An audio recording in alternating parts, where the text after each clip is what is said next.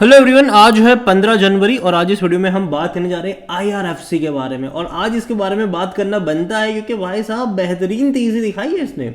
17.5 से 18% की तेजी दिखा चुका है ये शेयर आज। और इतना ही नहीं, आज रेलवे के शेयर में कुछ अलग ही रौनक देखने को मिल रही है।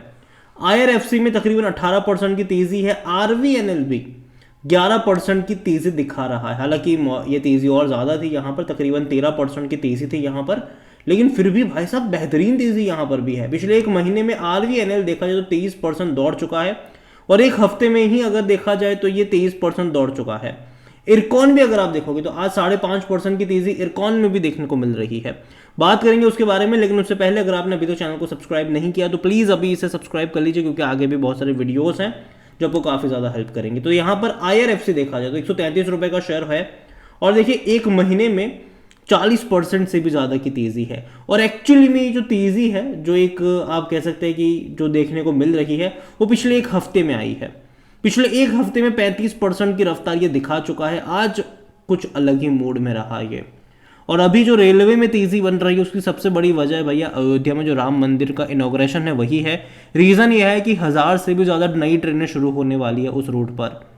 और कहीं ना कहीं आने वाले टाइम में जिस तरीके से गवर्नमेंट कोशिश कर रही है कई सारे टूरिस्ट डेस्टिनेशन को लेकर, वो डेफिनेटली होने वाला है। यहाँ पर अगर आप देखो तो अयोध्या है, लक्षद्वीप अगर आप देखोगे वहां पर, हालांकि वो तो फ्लाइट से ही जाना होता है, लेकिन और भी अभी भैया मथुरा का भी होने वाला है। ठीक है, तो जो रिलीजियस प्लेसेस है कहीं ना कहीं आने वाले टाइम में गवर्नमेंट उसके ऊपर बहुत ज़्यादा फोकस करने वाली है और उसको लेकर कई सारे ट्रैवल प्लान्स भी आने वाले हैं। आईआरएफसी में भी अगर आरवीएनएल भी अगर आप देखो तो तेजी दिखाते नजर है। आईआरएफसी में भी तेजी है, आईआरसीटीसी में भी तेजी देखने को मिल रही है। तो भैया रफ्तार तो है इन सारी जगहों पर। अगर आप नजर करेंगे तो पिछले एक साल में जो रफ्तार है वो 300% की है। बेहतरीन तेजी है, लेकिन एक ग्राफ अगर आप ऑब्जर्व करो इसका तो एक बड़ी रफ्तार आती है, फिर लंबे समय तक कंसोलिडेट करता है, फिर तेजी आती है कंसोलिडेट करता है, तेजी आती है कंसोलिडेट करता है, तेजी आती है कंसोलिडेट करता है, तेजी आ गई यहाँ पर, हो सकता है कि थोड़ी सी और कंटिन्यू रहे, लेकिन उसके बाद कंसोलिडेशन का फेज डेफिनेटली यहाँ पर आने वाला है। स्पेसिफिकली मुझे लगता है कि अयोध्या के इनॉग्रेशन के बाद कंसोलिडेट डेफिनेटली करेगा और लंबे समय के लिए करेगा। ये कंपनी खराब नहीं है, लेकिन वैल्यूशन नाम की भी कोई चीज़ होती है। अभी जिस लेवल पे ये बैठ चुका है, यहाँ से अगर थोड़ा सा और ऊपर चला गया तो महंगा तो डेफिनेटली हो चुका है ये। यहाँ पर आईआरएफसी में देखो 14% की तेजी आई, और हालांकि 14 उससे ज़्यादा की तेजी आज यहाँ पर देखने को मिल रही है। और देखिए लंबे समय तक ये एक रेंज में अटक रहा था, 26 से 30 रुपए की रेंज में लंबे समय से ये अटक रहा था, और जब फटा तो ऐसा फटा कि अब किसी के हाथ में भी नहीं आ रहा है। और यहाँ पर गवर्नमेंट फोकस जो है on the sector fresh capital infusion जो है वो डेफिनेटली देखने को मिल भी रहा है, और कहीं ना कहीं देखा जाए तो गवर्नमेंट उसके ऊपर फोकस कर भी रही है। तेजी डेफिनेटली अगर आप देखोगे तो 400% की रफ्तार है 2021 से अगर आप काउंट करोगे तो। और शेयर में काफ़ी सारा खूब सारा कह सकते हैं कि पैसा यहाँ पर बना है।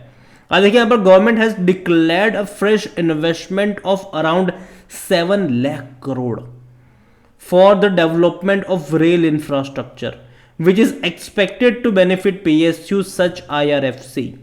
गवर्नमेंट ने जो भैया अनाउंसमेंट करेगी भैया रेल इंफ्रास्ट्रक्चर के ऊपर 7 लाख करोड़ रुपए का भैया इन्वेस्टमेंट आने वाले टाइम में आने वाला है, और जिसके चलते ये तेजी देखने को मिल रही है। और आईआरएफसी में सबसे ज्यादा बड़ी तेजी है क्योंकि जो पैसा आएगा वो इसी से आएगा, और उसके बाद आरवीएनएल में भी तेजी है क्योंकि ये जो रेल इंफ्रास्ट्रक्चर है उसके लिए भैया कौन कंपनी आएगी, आरवीएनएल भी है, इरकॉन भी है।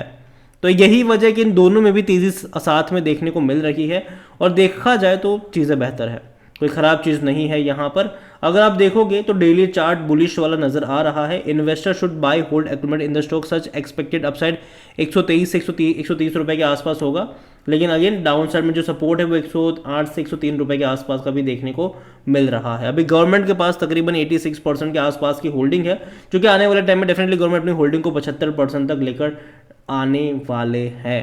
यहाँ पर एक और बड़ी बात है, more than 260 crore shares of IRFC are said to be freed up for the trade across January to April this year, according to the Anuvama. Around 20% of IRFC का जो आउटस्टैंडिंग इक्विटी होगा will be become eligible for trade once it lock-in period जो होगा वो जनवरी 29 को and होगा तब से। तो ये भी देखना होगा कि जब लॉक इन पीरियड एंड होगा तब भी बहुत सारी उठापटक होगी। स्पेसिफिकली मैं मानता हूँ कि तब शायद आपको थोड़े बहुत डिक्लाइन नजर आएंगे 29 जनवरी के बाद से, या फिर उससे पहले ही कह लो यहाँ पर। लेकिन कंपनी ख़राब नहीं है देखो लॉन्ग टर्म के लिहाज से। अगर आज वॉल्यूम की बात करें तो भाई साहब बहुत ही शानदार वॉल्यूम है, 33 करोड़ से भी ज़्यादा के शेयर आज ट्रेड होते नजर आए।